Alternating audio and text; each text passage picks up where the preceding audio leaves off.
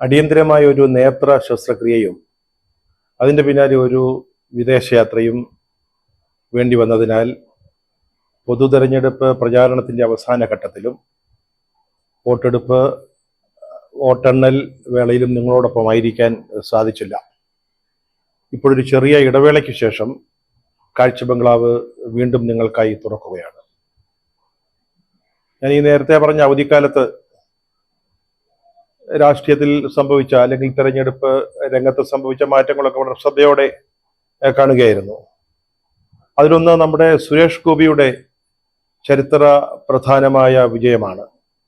കേരളത്തിൽ ആദ്യമായിട്ട് താമര ചിഹ്നത്തിൽ ഒരാൾ ജയിച്ച് പാർലമെന്റിലേക്ക് പോകുന്നു. അദ്ദേഹം മന്ത്രിയാവുന്നു.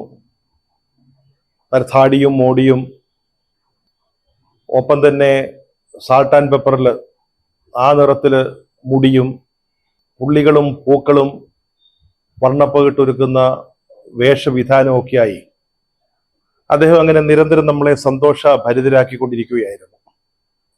പക്ഷെ നമ്മൾ വളരെ കൃത്യമായിട്ട് അദ്ദേഹത്തിൻ്റെ വാക്കുകൾ ശ്രദ്ധിക്കുമ്പോൾ നിയന്ത്രണമില്ലാത്ത നാവ് BJP ദേശീയ നേതൃത്വത്തിന് തന്നെ വലിയ തലവേദനയാകുമോ എന്നൊരു സംശയം ചിലപ്പോൾ നമ്മളിൽ ഉണർത്തിയേക്കാം.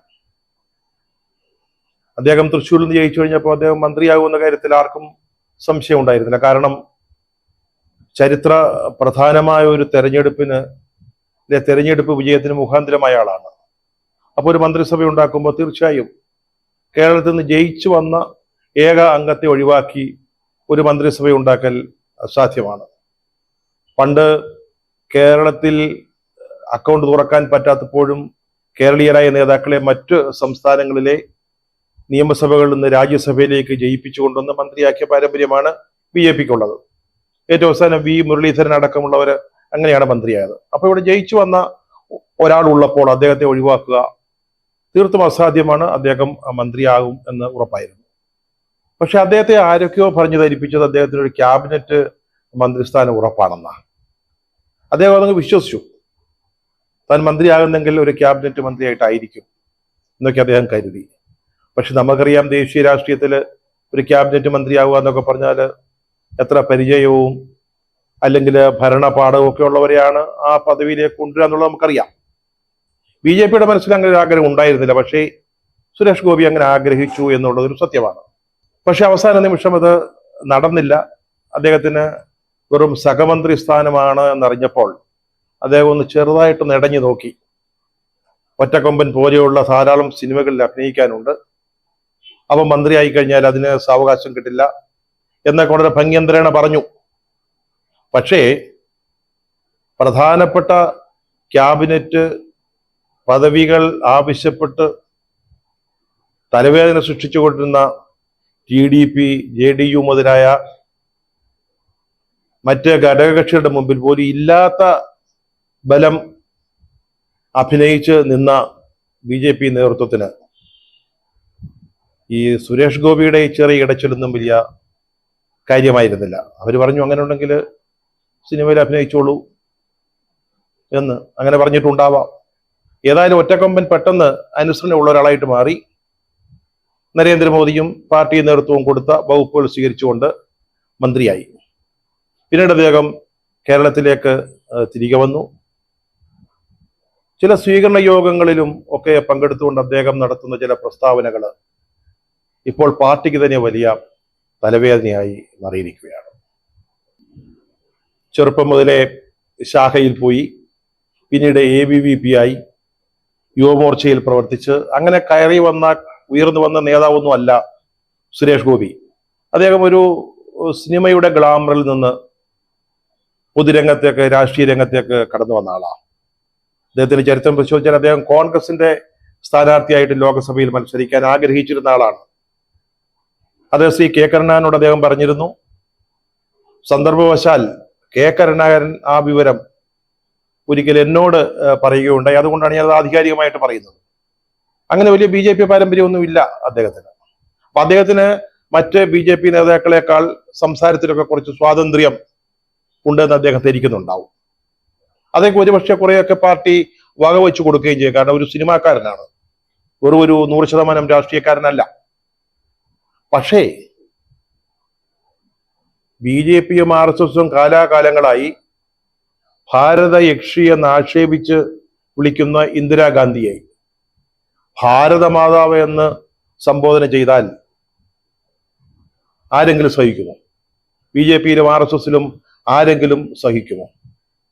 ഭാരതമാതാവ് എന്ന് RSSും BJP പറയുമ്പോൾ അവരുടെ ഉള്ളിൽ ഒരു സങ്കല്പമുണ്ട്. അതൊരു ദേവീ സങ്കല്പമാണ്.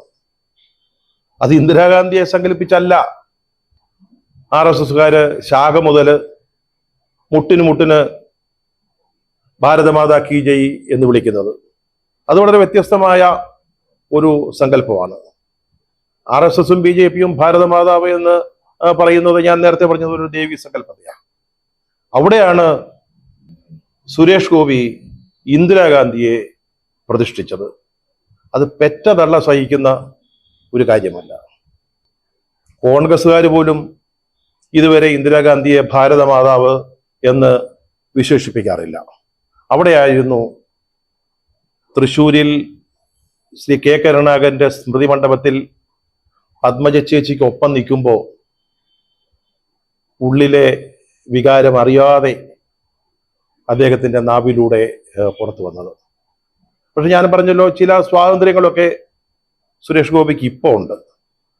നമ്മുടെ CPMല് പിണറായി വിജയൻ ആരും ഇപ്പോൾ ചോദ്യം ചെയ്യാറില്ല. അത് പാർട്ടി മുഴുവൻ അദ്ദേഹത്തിന്റെ കൈവശം ഇരിക്കുന്നതുകൊണ്ടാണ്.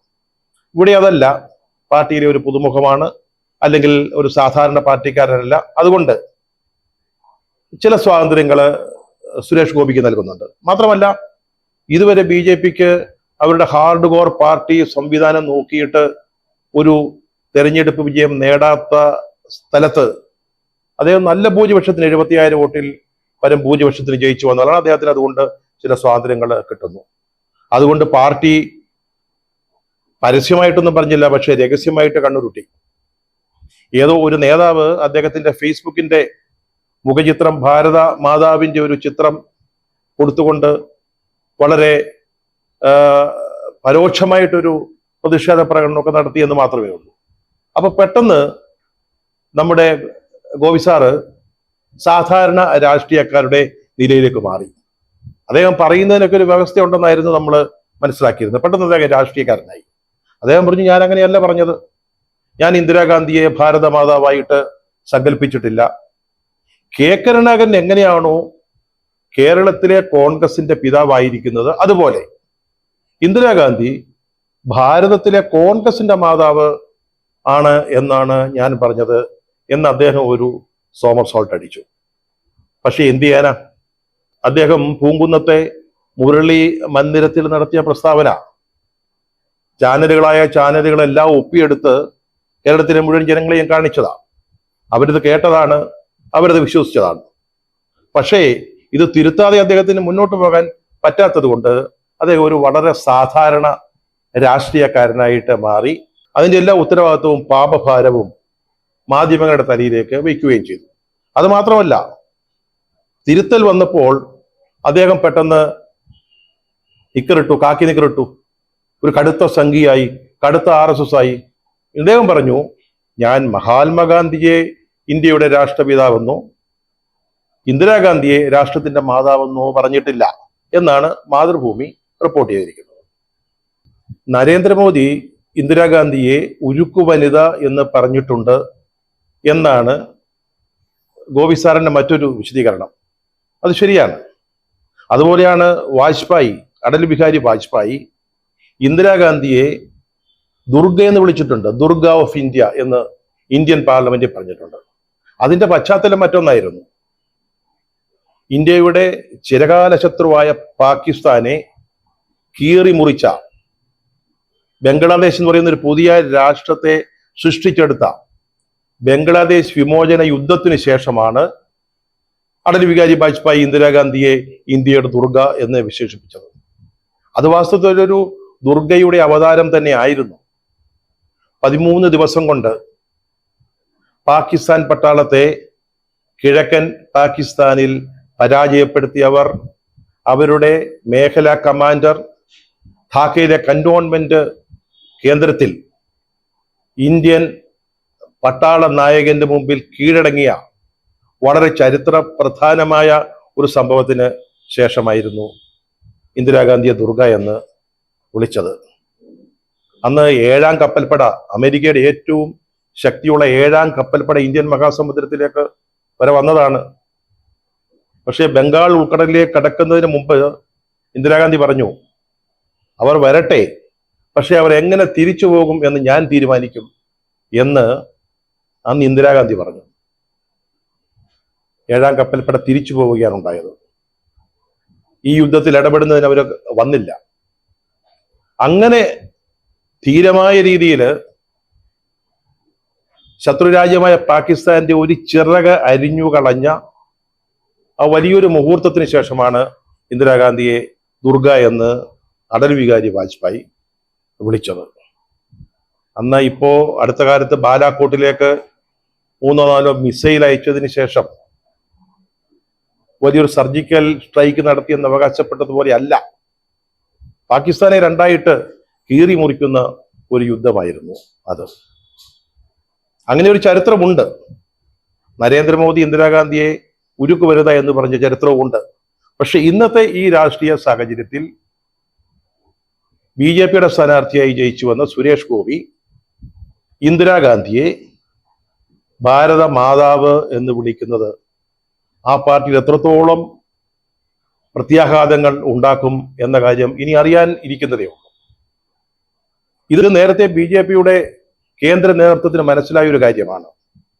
അതായത് സുരേഷ് ഗോപിയെ അവരുടെ വിളിപ്പുറത്ത് കിട്ടില്ല, അവരുദ്ദേശിക്കുന്ന രീതിയിൽ അദ്ദേഹത്തെ കൈകാര്യം ചെയ്യാനാവില്ലെന്ന് അവർക്ക് നേരത്തെ ബോധ്യം വന്നിട്ടുണ്ട്. ക്യാബിനറ്റ് മന്ത്രിസ്ഥാനത്തിന് വേണ്ടി ഒരു മുറുമുറുപ്പ് ഉണ്ടായപ്പോഴേ അത് അവർക്ക് മനസ്സിലായ കാര്യമാണ്. അതുകൊണ്ടാണ് വാസ്തവത്തിൽ കേരളത്തിൽ നിന്ന് ജോർജ് കുര്യന്റെ ഭാഗ്യരേഖ തെളിഞ്ഞത്. പാർട്ടിക്ക് പ്രവർത്തകരുമായി ഇടപഴകാൻ പറ്റുന്ന ഒരു മന്ത്രി വേണമായിരുന്നു കേരളത്തിൽ നിന്ന്. നേരത്തെ BJP തീരുമാനിച്ചത് തിരുവനന്തപുരത്ത് തോറ്റ രാജീവ് ചന്ദ്രശേഖറെ മന്ത്രിയാക്കാൻ വേണ്ടിയാണ്. അവസാന നിമിഷം വരെ പട്ടികയിൽ അദ്ദേഹത്തിന്റെ പേരുണ്ടായിരുന്നു. സാധാരണഗതിയിൽ കേന്ദ്രത്തിൽ മന്ത്രിസഭ സത്യപ്രതിജ്ഞയും മറ്റും നടക്കുമ്പോൾ അതൊരു സംസ്ഥാനങ്ങളിൽ നിന്നുള്ള ക്ഷണക്കത്തുകൾ ആ സംസ്ഥാനത്ത് നിന്ന് മന്ത്രിയാകുന്ന ആളിന്റെ വീട്ടിലാണ് ഏൽപ്പിക്കുക. ഇത്തവണ രാജീവ് ചന്ദ്രശേഖരന്റെ വീട്ടിൽ നിന്നാണ് കേരളത്തിൽ നിന്ന് വന്നവർക്ക് ആവശ്യമായ ക്ഷണക്കത്തുകൾ നൽകിയത്. പക്ഷെ അവസാന നിമിഷം അദ്ദേഹത്തിന്റെ പേര് വെട്ടിമാറ്റപ്പെടുകയാണ് ഉണ്ടായത്. അങ്ങനെയാണ് ജോർജ് കുര്യൻ കടന്നു വരുന്നത്. അതുകൊണ്ടാണ് സത്യപ്രതിജ്ഞയ്ക്ക് ശേഷം അദ്ദേഹം നൽകിയ ഒരു അഭിമുഖ സംഭാഷണത്തിൽ ഞാൻ പ്രവർത്തകരുടെ പ്രതിനിധിയായിട്ടാണ് വന്നതെന്ന് ജോർജ് കുര്യൻ പറഞ്ഞത്. പിന്നീട് രാജീവ് ചന്ദ്രശേഖരന്റെ കാര്യത്തിൽ 2 നായർമാർ ഒരേ സമയത്ത് മന്ത്രിസഭയിൽ ഉണ്ടാവാൻ പറ്റുമോ, ഒരു ഈഴവ പ്രാതിനിധ്യം കൂടെ വേണ്ടേ എന്നുള്ള ചർച്ചയും വന്നിരുന്നു, ആ ചിന്തയും ഉണ്ടായിരുന്നു. വി മുരളീധരന്റെ പക്ഷത്തു നിന്ന് അത്തരത്തിലുള്ള സമ്മർദ്ദം ഉണ്ടാവുകയും ചെയ്തിരുന്നു. ഇതൊക്കെ കൂടാതെ കത്തോലിക്ക നസ്രാണി എന്ന ലേബലും ജോർജ് കുര്യന് അനുകൂലമായി വന്ന് ഭവിക്കുകയും ചെയ്തു. BJP നേതാക്കന്മാർ വിചാരിച്ചിരിക്കുന്നത് ജോർജ് കുര്യനെ മന്ത്രിയാക്കിയാൽ ഉടനെ കേരളത്തിലെ നസ്രാണികളെല്ലാം, പ്രത്യേകിച്ച് സീറോ മലബാർ കത്തോലിക്കരെല്ലാം അടപടലം വന്ന് ക്യൂ നിന്ന് BJPയിൽ അംഗത്വമെടുക്കുന്ന മറ്റോ ആണ് ധരിച്ചു വെച്ചിരിക്കുന്നത്. എന്തായാലും ഈ വക സംഭവവികാസങ്ങൾ ജോർജ് കുര്യന്റെ ഭാഗ്യമായിട്ട് മാറി. എന്തൊക്കെയായി എന്ന് ഭാവിച്ച് പ്രവർത്തിച്ചു തുടങ്ങുന്നത് രാഷ്ട്രീയക്കാർക്ക് ഒരു നല്ല തുടക്കമല്ല. സുരേഷ് ഗോപി കഴിഞ്ഞ ദിവസം പറയുന്നത് കേട്ടു, അദ്ദേഹത്തിന്റെ ഈ പദവി അല്ലെങ്കിൽ അദ്ദേഹത്തിന്റെ ഈ സ്ഥാന ലബ്ധി കേരളത്തിനൊപ്പം തമിഴ്നാടിന്റെയും കൂടെ ഭാഗ്യമാണെന്നാണ്. അതെങ്ങനെയാണെന്ന് നമുക്ക് മനസ്സിലാകുന്നില്ല.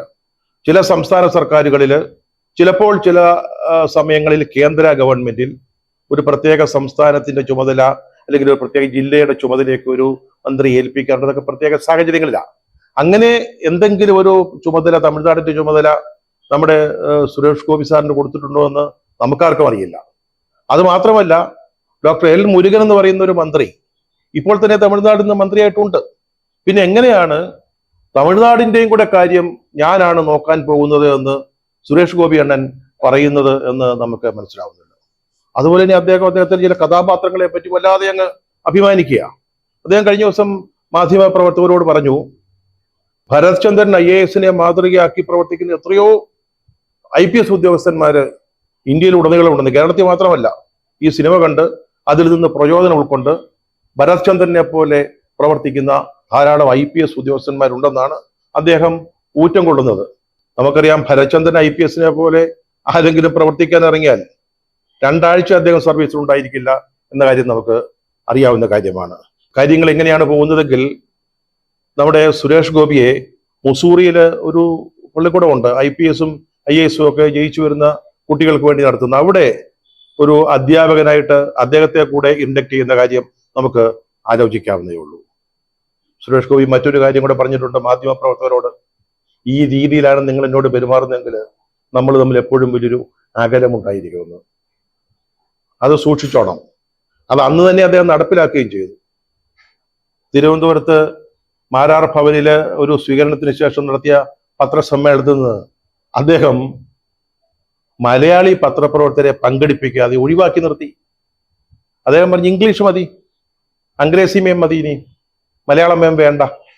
അങ്ങനെ മലയാളികളായ മാധ്യമ പ്രവർത്തകരെ ഒഴിവാക്കി നിർത്തിക്കൊണ്ട് അദ്ദേഹം ഇംഗ്ലീഷ് മാധ്യമ പ്രവർത്തകർക്ക് വേണ്ടി മാത്രം ഒരു പത്രസമ്മേളനം നടത്തി എന്നാണ് നമ്മൾ മനസ്സിലാക്കുന്നത്. അദ്ദേഹത്തിന് ഇംഗ്ലീഷ് എന്ന് പറയുന്നത് അതുപോലെ നിർഗളമായിട്ട് ഒഴുകുന്ന ഒരു ഭാഷയാണ്. കരതലാമലകം പോലെ അദ്ദേഹത്തിന് ഇംഗ്ലീഷ് കൈകാര്യം ചെയ്യാൻ പറ്റും. മലയാളത്തിൽ വല്ലതും പറഞ്ഞാൽ ഇവന്മാര് അത് മുഴുവന് അതേപോലെ ഒപ്പിയെടുത്ത് കേരളത്തിലെ ജനങ്ങളെ മുഴുവൻ കാണിക്കും. ഇതാകുമ്പോൾ നമ്മുടെ ഇംഗ്ലീഷ് നാട്ടുകാർക്ക് അത്ര കണ്ടത് മനസ്സിലാകണമെന്നുമില്ല. അതാണ് മലയാളം മാധ്യമ പ്രവർത്തകരെ മാറ്റി നിർത്തിക്കൊണ്ട് ഒരു പത്രസമ്മേളനം നടത്താൻ അദ്ദേഹം തയ്യാറായത്. ഒരു മുതിർന്ന മാധ്യമ പ്രവർത്തകൻ എന്ന നിലയിൽ എനിക്കിപ്പോഴത്തെ ചെറുപ്പക്കാരായ തലമുറയോട് ഒന്നേ പറയാനുള്ളൂ, നിങ്ങൾ ഇക്കാര്യത്തിൽ സുരേഷ് ഗോപിയെ പിടക്കരുത്. അദ്ദേഹവുമായി ഒരു രഞ്ജിപ്പിൽ പോകുന്നതാവും നല്ലത്.